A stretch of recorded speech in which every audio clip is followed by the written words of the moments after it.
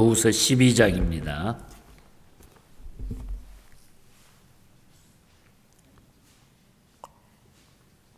1절부터 10절까지 제가 보겠습니다.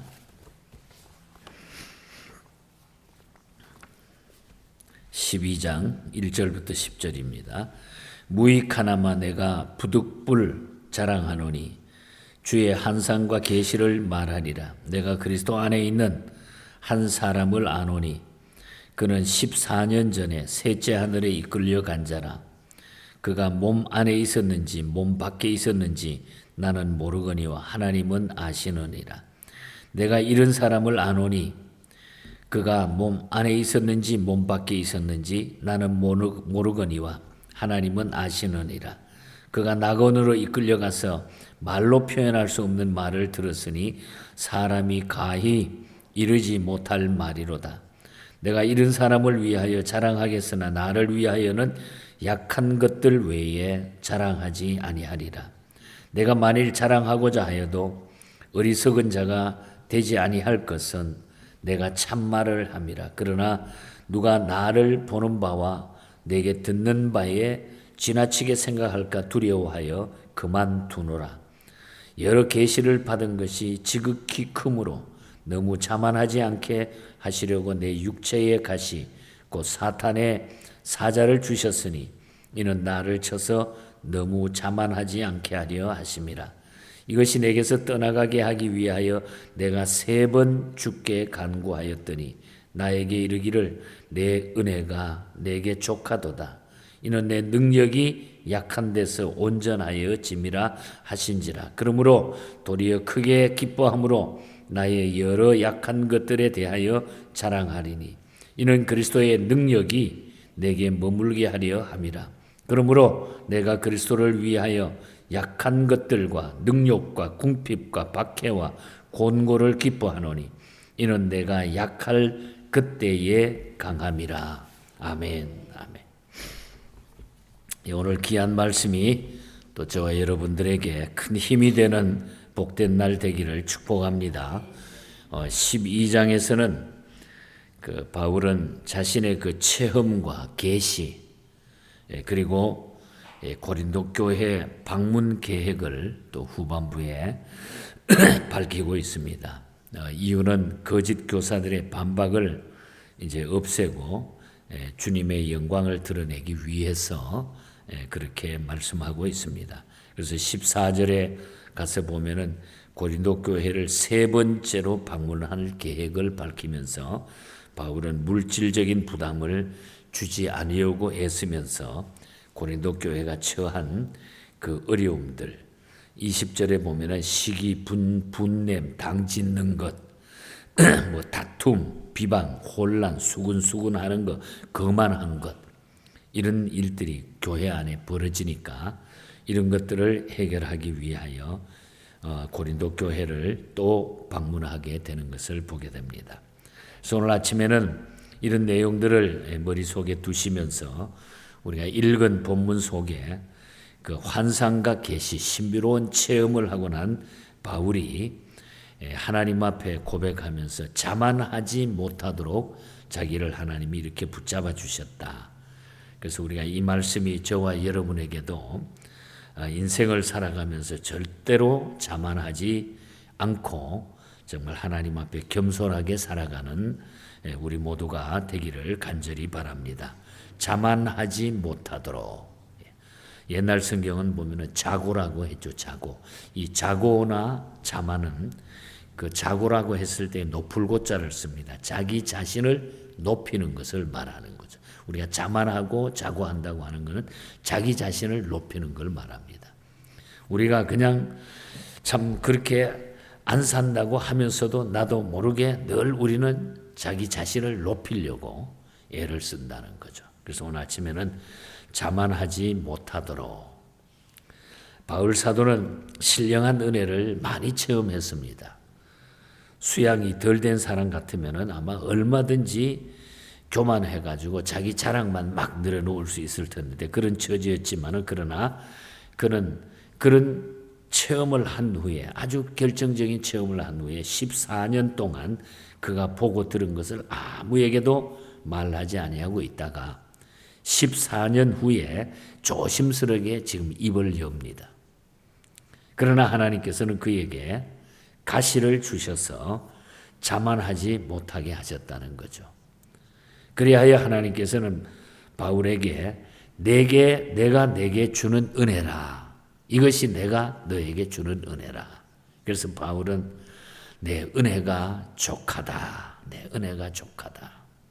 그런 말씀들이 바울과 하나님 사이에 오고 갔던 또 바울이 체험했던 그런 경험들입니다. 자, 그러면은 자만할 만한 했다고 하는 것. 바울은 사실 자만할 만한 그런 사람이죠. 우리가 1절부터 6절 사이를 우리가 집중해서 깊이 이렇게 읽어보면은 그 뜻이 전부 들어있죠.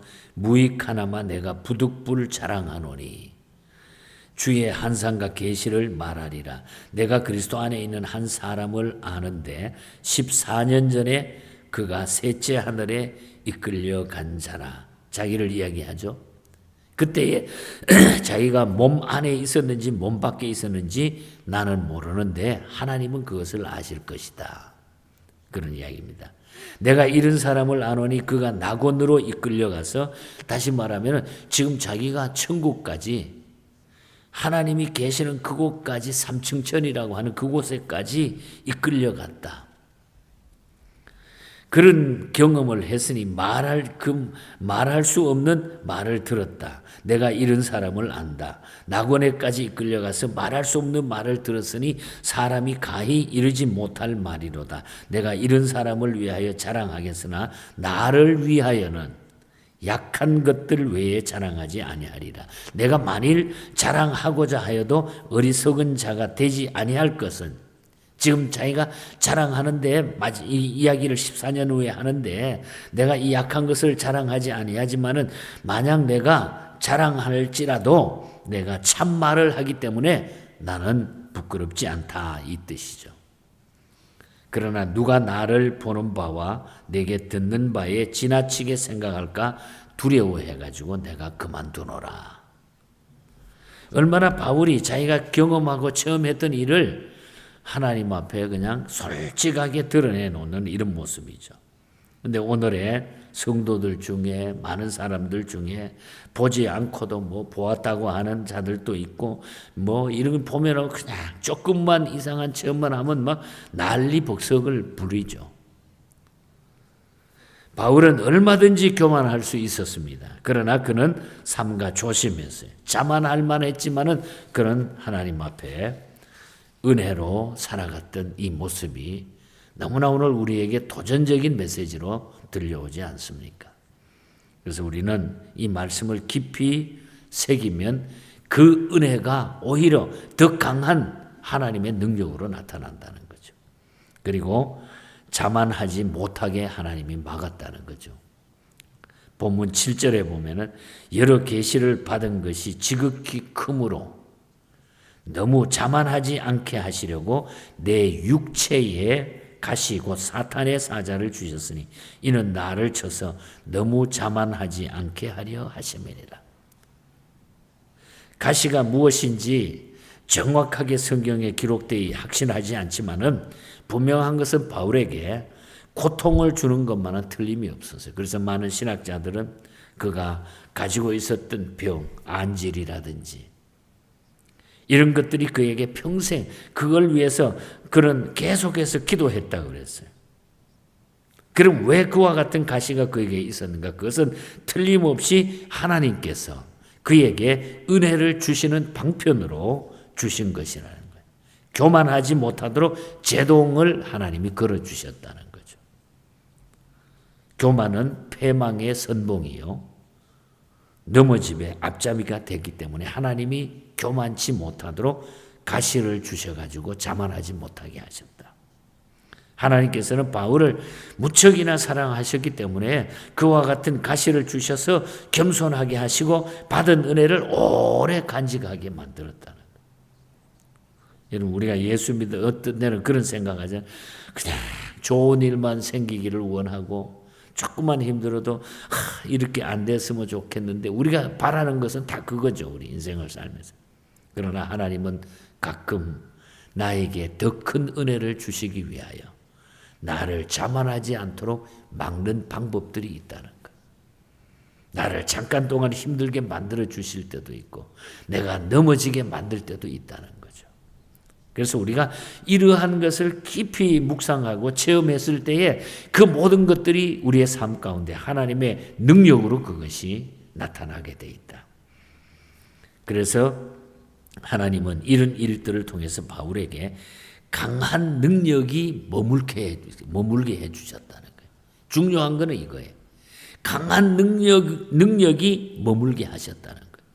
8절에서 10절에 보면 이것이 내게서 떠나가게 하기 위하여 내가 3번씩 주께 간구하였더니 자기가 있는 가시를 위해서 3번 기도했더니 내게 이르시기를 내 은혜가 내게 족하도다. 이는 내 능력이 약한 데서 온전하여짐이라 하신지라. 이러므로 도리어 크게 기뻐함으로 나의 여러 약한 것들에 대하여 자랑하리니 이는 그리스도의 능력이 내게 머물게 하려 함이라. 그리스도의 능력이 내게 머물게 함이라. 그러므로 내가 그리스도를 위하여 약한 것들과 능력과 궁핍과 박해와 곤란을 기뻐하노니 이는 내가 약할 그때에 곧 강함이라. 나에게 그냥 궁핍이 오고 박해가 오고 곤란이 오고 이런 어려움이 오는 모든 것을 내가 기뻐한다. 왜? 하나님이 나에게 강한 능력을 주시기 위해서 그런 일들을 주시기 때문에 나는 그것을 오히려 기뻐한다. 역설적으로. 야, 정말 멋진 그런 신앙이에요. 과연 바울은 바울이다. 내가 약할 그때에 곧 강함이라. 약할 그때가 강함이라. 저는 이 설교를 준비하다 이 말씀이 그냥 제 가슴 속에 내가 약할 그때가 곧 강함이라. 내가 힘들고 넘어졌을 때에 내가 주님을 위해서 그냥 당하는 그것을 내가 받아들이고 그것을 감사하고 그 일을 내가 주님이 하셨다고 믿어갈 때에 그때가 내가 제일 강해진다는 거예요. 이게 하나님의 능력이 나타난다. 하나님께서 바울 사도에게 육체의 고통을 주신 것은 그의 강한 능력이 온전해가지고 오랫동안 머물게 하기 위해 가지고 그렇게 하셨다는 거예요. 하나님의 은혜와 능력이 우리에게 오랫동안 영원토록 머물게 하기 위하여 하나님께서는 우리에게 가시를 주실 때가 있다는 거죠. 이게 하나님의 은혜라. 그래서 우리가 예수 믿는 것을 오해하면 안 돼요. 그냥 꽃방석에 앉아가지고 축복이나 우리가 기대하고 사는 게 아니라는 거죠. 그의 강한 능력이 온전하여 오랫동안 하나님은 머물게 해주셨다. 가시가 없으면 받은 은혜를 소멸한 가능성이 얼마든지 있습니다, 여러분. 그러나 가시로 인하여 자만하지 못하게 하시고 주의 능력을 오랫동안 간직하게 하시는 것이다. 주님의 강한 능력, 그것이 내가 약할 때에 나타난다는 거예요. 여기 내가 약하다고 하는 것은 나를 내려놓는 거예요. 겸손히 내려놓을 때에 하나님의 능력은 강하게 역사하신다는 거죠. 하나님의 은혜는 주시는 것만 아니고 그 은혜를 오랫동안 지킬 수 있게 하는 것이 하나님의 뜻이에요, 여러분. 우리가 받은 은혜를 오래 지키는 게 중요하다는 거죠. 그러므로 자만하지 않도록 조심하고 자만하여서 잘못되었을 때 하나님의 가시를 받아 깨닫고 받은 은혜를 오랫동안 간직하면서 지혜롭게 살아가는 이런 성도들이 모두 되시기를 바랍니다, 여러분. 중세기 라틴 찬송가의 작가인 베르나드라고 하는 분이 예수의 이름에 대한 즐거움, 예수님의 이름만 생각해도 즐겁다. 그리고 힘든 어려운 삶이 연속이 되지만 그러나 주님의 그 구원해 주신 주님의 이름만 내가 생각해도 즐겁다. 어려움이 와도 나는 주님의 이름만 생각해도 즐겁다. 날 구원하신 예수를 영원히 찬송하겠네. 저 죄인 어서와 내 주께와 제 사유함 받아라. 2절 가사에 보면은 이런 가사가 나타나요. 구하라 주실 것이요 찾으라 얻을 것이라. 죄 중에 상한 영혼을 주 온전하게 하시네. 여기 죄 중에 상한 영혼을 주님께서 온전하게 하신다. 여기 죄 중에 상한 영혼, 회개하고 낮아지고 주님을 높일 때에 하나님의 능력이 우리에게 나타난다는 거예요. 얼마나 놀라운 일입니까, 여러분. 그래서 우리는 이 주님의 사랑을 못 잊어서 나 항상 눈물 흘리면서 세상에 어디 가든지 우리는 주님만 생각하고 살아가는, 이것이 주님의 강한 역사가 나타나는 거잖아요. 캐나다 출신 알버트 심슨 목사님도 육군 사관학교 학생들에게 보내는 찬송시를 써가지고 노저어 가자, 세상을 향해 우리가 노저어 가자. 하나님의 주신 은혜는 마치 바다 한가운데서 노저어서 강하게 나가는 힘과 파워와 같다. 내 주 하나님 넓고 큰 은혜는 저 큰 바다보다 깊다. 너 곧 닷줄을 끌러 깊은 데로 저 한가운데 가보라.